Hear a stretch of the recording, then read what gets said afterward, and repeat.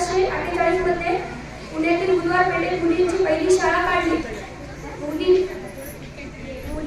मुलींना शाळेत शिकवायला जाताना अनेक लोकांनी त्यांच्यावर दगडफेक केली, शेणई फेकून मारले, तरी त्या हवाल्याने त्यांनी मुलींच्या शिक्षणात क्रांती घडवून आणली.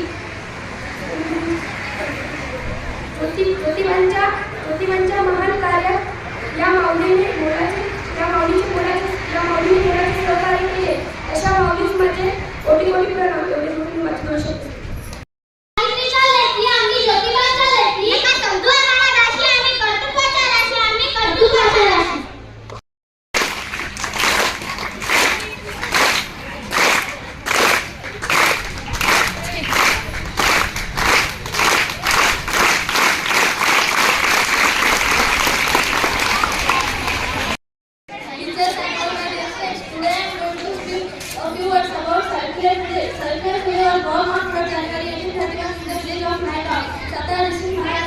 She was the eldest daughter of Lakshmi and Khandu Joseph Patil. Savitribai was married to Yadava Phule in 1840 at the age of 9. She is regarded as India's first female teacher. She and her husband Jyotirao Phule made significant contributions to the advancement of women's rights in India. In 1848, Savitribai Phule and her husband established one of the first Indian school in Pune. Savitribai Phule and her husband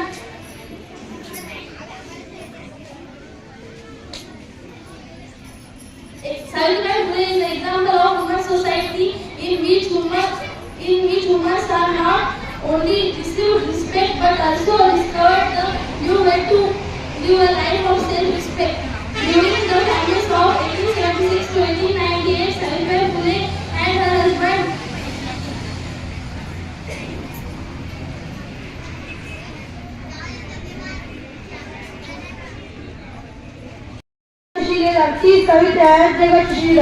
आजच्या कार्यक्रमाचे अध्यक्ष प्रमुख पाहुणे व येथे उपस्थित माझ्या मित्रमैत्रिणींनो, आज मी तुम्हाला जे काही सांगणार आहे ते तुम्ही शांतचित्ताने ऐकून घ्यावे ही माझी नम्र विनंती. सावित्रीबाई तुम्हीच खऱ्या स्त्री शिक्षणाचा कैवारी. सावित्रीबाई तुम्हीच खऱ्या स्त्री शिक्षणाचा कैवारी. तुमच्यामुळे शिकते आहे प्रत्येक नारी. तुमच्यामुळे शिकते आहे प्रत्येक नारी. 3 जानेवारी 1831 रोजी सातारा जिल्ह्यातील नायगाव येथे लक्ष्मीबाई आणि खंडोळी नंतर पाटील यांना कन्यारत्न प्राप्त झाले. त्यांनी तिचे नाव सावित्री ठेवले. सावित्रीबाईंचे विवाह अवघ्या 9व्या वर्षी महात्मा फुले यांचे झाले. महात्मा फुले आणि सावित्रीबाईंनी 1848 रोजी पुण्यातील भिडेवाड्यात मुलींसाठी पहिली शाळा काढली. स्त्री शिक्षणाचा रचला तुम्ही पाया. स्त्री शिक्षणाचा रचला तुम्ही पाया. शब्द अपुरे पडतील तुमचे गुण गाया. शब्द अपुरे पडतील तुमचे गुण गाया. विद्वानांच्या तुम्ही बनले आई. विद्वानांच्या तुम्ही बनले आई. त्रिवार वंदन करतो तुम्हाला सावित्रीबाई. त्रिवार वंदन करतो तुम्हाला सावित्रीबाई. विद्वानांना सावित्रीबाईंनी मातेच्या वात्सल्याप्रमाणे प्रेम केले. ज्योतिबांच्या निधनानंतर सत्यशोधक समाजाची धुलाई सावित्रीबाईंनी यशस्वी रीतीने सांभाळली. त्या सावित्रीने वाचविले पतीचे प्राण. त्या सावित्रीने वाचविले पतीचे प्राण. या सावित्रीने महिलांना दिले ज्ञान. या सावित्रीने महिलांना दिले ज्ञान. जगतीवाडीला महिलांचा सन्मान. जगतीवाडीला महिलांचा सन्मान. स्त्री शिक्षणासाठी झटणाऱ्या अनाथांना आश्रय देणाऱ्या स्त्री शिक्षणाचा दिवा पुऱ्या देशभर पसरवणाऱ्या या माऊलीचा 10 मार्च 1897 साली प्लेग या रोगामुळे निधन झाले. समाजाला जिने दिली ज्ञानाची सावली. समाजाला जिने दिली ज्ञानाची सावली. दैन्याची क्रांतिज्योती सावित्री माऊली. दैन्याची क्रांतिज्योती सावित्री माऊली. धन्यवाद. ज्योतीला 3 जानेवारीला क्रांती ज्योतीला सावित्रीबाईच्या जन्मदिनाला मान मिळाला बालिका दिनाचा. सावित्रीबाईच्या जन्मदिनाला मान मिळाला बालिका दिनाचा. मान मिळाला बालिका दिनाचा. मुक्तीसाठी आल्या सावित्री फुले ग. स्त्री जातीच्या मुक्तीसाठी आल्या सावित्री फुले ग. आल्या सावित्री फुले मुलींचे शिक्षण केले खुले ग. आल्या सावित्री फुले मुलींचे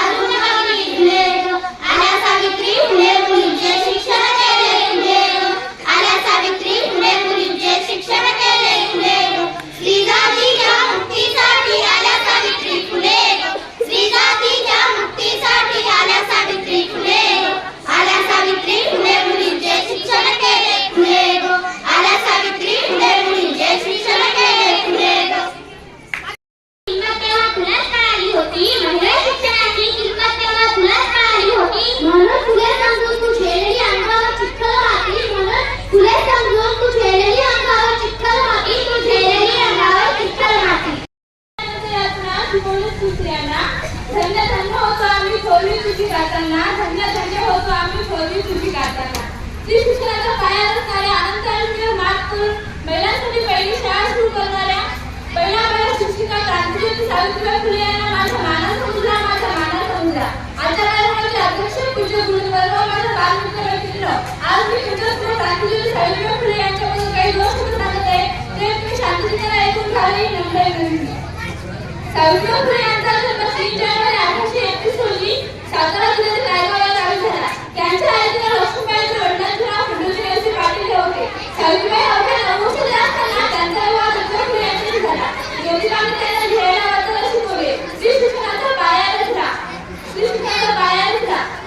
गावच्या थोडीशी वेळा तोडण्याकरिता सावित्रीबाई फुले व ज्योतिबा फुले यांनी 1848 साली पुण्यातील बुधवार पेठेतील भिडेवाड्यात मुलींची पहिली शाळा सुरू केली. त्या काळी मुलींना शिकवण्यासाठी कोणी तयारच नव्हते. तेव्हा सावित्रीबाईंनी शाळेत शिकवावे असे ज्योतिबाने ठरवले. सावित्रीबाई अक्षर गिरवायला लागल्या, पुढे शाळेत शिकवायलाही लागल्या.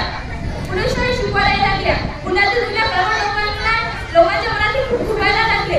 जुन्या पिढ्याने पिढ्या करत आलेली स्त्री आज घराचं उघडता ओरडते हे पाहून लोक सावित्रीबाईंना त्रास द्यायला लागले. अहो पण ते म्हणतात ना, श्याम सूरज को ढलना सिखाती है, श्याम सूरज को ढलना सिखाती है, क्षमा करवाने को जलाना सिखाती है, क्षमा करवाने को जलाना सिखाती है. इतिहास बदलने वालों को होगी ये तकलीफ मगर, इतिहास बदलने वालों को होगी ये तकलीफ मगर, यही तकलीफ इंसान को जलना सिखाती है, यही तकलीफ इंसान को जलना सिखाती है.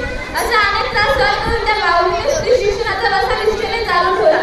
सावित्रीबाई फुलेला स्त्रियांसाठी सरस्वती ठरल्या. स्त्री ही अवघा नाही तर ती खरी भोगा आहे आणि रागिणी आहे. स्त्री पुरुषाच्या खांद्याला खांदा लावून त्याचं कार्य सिद्ध करू शकते हे सावित्रीबाईंनी महिलांना पटवून दिले. हे महिलांना पटवून दिले. सावित्रीबाईंनी बालविवाह, केशवपान, सतीप्रथा अशा वाईट प्रथांना विरोध केला. त्यांनी 52 वर्षे सुरू रत्नाकराच्या कालचक्रात समाज जागृती केली. त्यांनी आयुष्यभर आपले जीवन समाजसेवेसाठी वाहिले. अशा या थोर सावित्रीबाईंच्या कार्याची दखल घेणारा 3 जानेवारी हा दिवस सावित्रीबाई बालदिन आणि सावित्रीबाई फुले जयंती दरवर्षी उत्साहाने साजरा केला जातो. दुर्दैवाने 10 मार्च 1897 साली सावित्रीबाईंनी या जगाचा कायमचा क्षण घेतला. अशा या थोर भारतीय समाजात नमस्कार करून मी माझे 2 शब्द संपवले. शेवटी एवढेच म्हणायचे वाटते की अंधारातून प्रकाशाकडे ज्यांनी आम्हाला पोहोचवले, अंधारातून प्रकाशाकडे ज्यांनी आम्हाला पोहोचवले, चूल आणि मुल्या पलीकडे जगे ज्यांनी दाखवले, चूल आणि मुल्या पलीकडे जगे ज्यांनी दाखवले, अशा शिक्षणाच्या क्रांतिज्योती सावित्रीबाई फुले यांना माझी कोटी कोटी पुन्हा, माझी कोटी कोटी पुन्हा. धन्यवाद.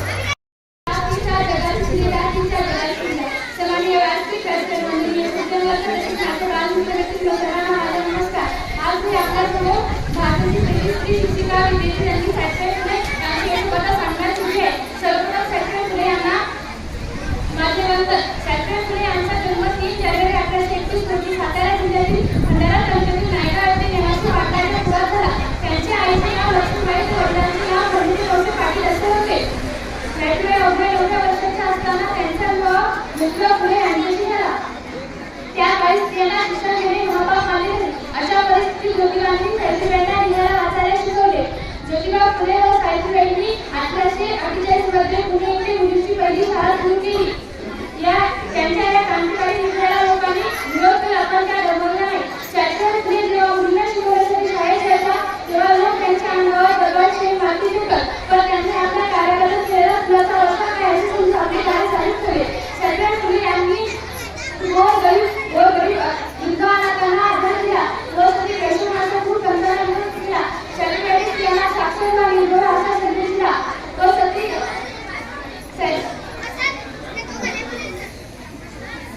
व कार्यसंघ, मानवकाशी संवर्धनासारखे कार्यसंघातून समाजाला जागृत केले.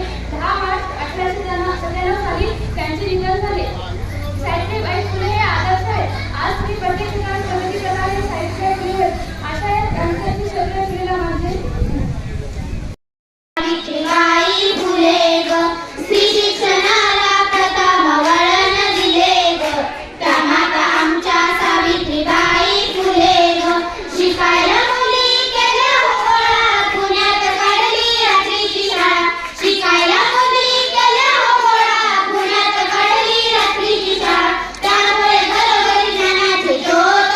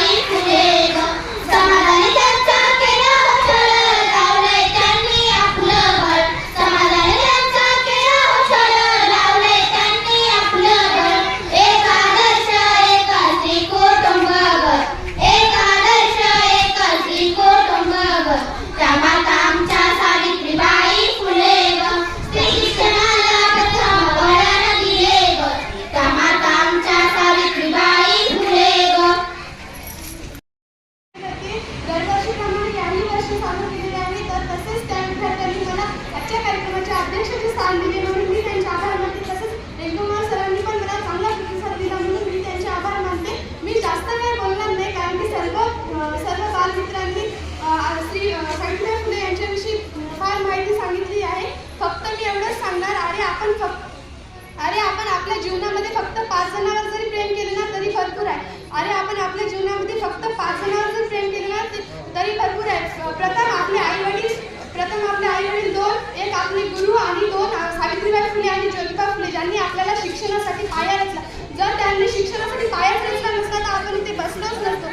वाघीण व्हायला एका वाघिणीच्या पोटातून जन्म घ्यावा लागतो. वाघीण व्हायला एका वाघिणीच्या पोटात